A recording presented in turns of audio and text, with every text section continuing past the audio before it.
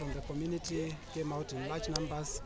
We've seen quite a number of patients, the young, the old, the middle-aged, and quite a number of them have ailments like from um, illnesses like tuberculosis, high blood pressure, seeing patients with diabetes, and it is a pleasure for us to, as a club, to be able to give out this service.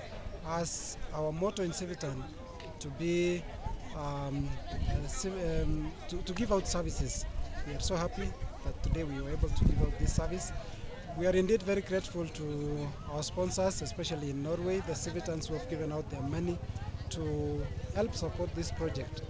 And this is a continuous activity that we've had it for 3 years now, and we've been able to assist about 3,000 people. Today, we have seen about 1,000 patients, and we are so happy that quite a number of them were able to get treatment, get examined. Those who went for the lab tests, all of them were able to be seen and got help. The community members, as you've heard, were so happy. They are grateful for this support. We want to ask our sponsors and our Civitan members to continue to support this project so that we continue to give out the services.